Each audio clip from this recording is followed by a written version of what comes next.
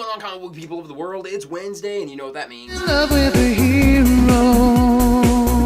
I'm in love with the one who will always. Doomsday Clock issue number 4 has come out. I completely forgot this series even existed. I'm not hating the direction that they're going with it, but they're really taking their sweet ass time doing it. In this new issue, we find out who the new Rorschach is and his whole background. Very similar to the original Watchmen, where every even issue had some sort of background story to one of the main characters. So writer Jeff Johns is showing some tribute to that series with this respect. Although I am going to say that I really do hope they ramp stuff up a bit more. I want to see more of a connection with Dr. Manhattan and what he's doing in the main DC universe and how he affected everything. Up to this point, we really haven't been given any answers. X-Men Blue issue number 24. The previous team of X-Men, which happens to be the younger version of the original X-Men, are all lost in space, or they're on their own space adventure, with a new team of X-Men forming, which is an unlikely alliance between Magneto and some other mutants, with Havoc and Emma Frost being a part of this, which is something I wasn't expecting. It's kinda, sort of interesting, somewhat. I mean, I'll try to give it a chance and see how it goes. Batman Beyond issue number 18, The Long Payback Part 5. The big battle between Batman Beyond, Terry, and Stalker has been going on for some time. But something that I wanted to happen way back in the original cartoon series finally happens, and you can guess what it is just by the cover of this issue. They've been building up to this for some bit, so this is something that I'm super excited about. Although you know we won't find out what really happens until the next issue, which you know I'm going to be reading. Hal Jordan and the Green Lantern Corps issue number 41. Hal Jordan versus General Zod. And even though they've been battling it out for a couple issues, this time we get a definitive winner, and I'm quite happy with the ending results. Even though the status quo does have to return at the end of this, but still I did like the battle. Wonder Woman issue number 43. Amazon's Attacked Part 3. Wonder Woman is interrogating some of the Furies, while Darkseid has plans to build a huge space bridge, or in my opinion, what looks like a Stargate. And we have this whole mystery thing going on with Wonder Woman's brother, too. The next issue looks like it's going to be a fan service where Wonder Woman's going to be taking on Darkseid, and I'm hoping it's going to be a huge brawl. Like, I want the whole issue of them duking it out all together. Finally, I read Detective Comics issue number 977, Batman Eternal Part 2. It's hard to describe this issue without giving away any major spoilers, but we have a glimpse of what the future evil Robin's plans, or at least what his history was going to end up being, and Ulysses is showing it to the present day Tim. We have future glimpses of Brother Eye, the O-Max, coming online, and Tim is weighing his options of what he should be doing while still going out on one last mission with Batman. Although it's technically not his last mission with Batman, it still feels as though it's coming to an end, which I'm a bit upset about because future solicitations for DC Comics